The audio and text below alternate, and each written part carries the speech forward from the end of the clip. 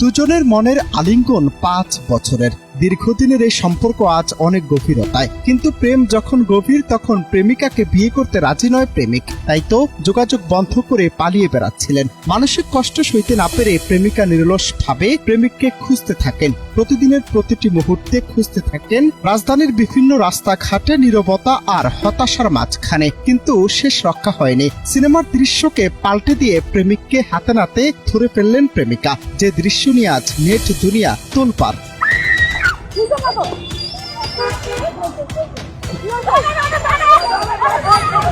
সোমবার 26 আগস্ট দুপুরে এই নাটকীয় ঘটনা সিনেমার মতো দৃশ্যে পরিণত হয়। রিকশা চড়ে রাজধানীর বঙ্গভবন এলাকায় যাচ্ছিলেন প্রেমিকা। হঠাৎই চোখে পড়ল তার প্রেমিক। মুহূর্তেই তিনি রিকশা থেকে ঝাঁপিয়ে পড়ে প্রেমিককে ধরার জন্য ছুটলেন। পুরো দৃশ্য যেন কোনো অ্যাকশন সিনেমার মতো। দৌড়, পালানোর চেষ্টা আর অব্যাহত একটানা ধাওয়া।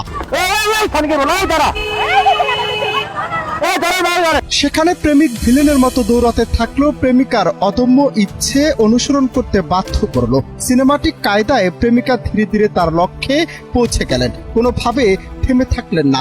এই চাঞ্চল্যকর ধাওয়া দৌড়ের মুহূর্তের ভিডিওটি তাৎক্ষণিকভাবে সামাজিক যোগাযোগ মাধ্যমে ছড়িয়ে পড়েছে। নেটিজেনরা মুগ্ধ, বিতর্কিত। কেউ সমর্থন জানাচ্ছেন প্রেমিকার ধৈর্য ও দৃঢ়তার জন্য, আবার কেউ দেখছেন এটি একটি অবাস্তব নাটকীয় হিসেবে।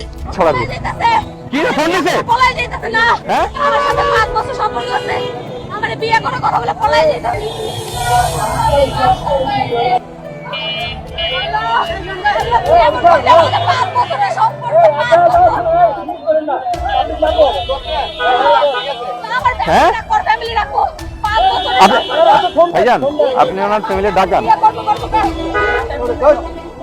আপনি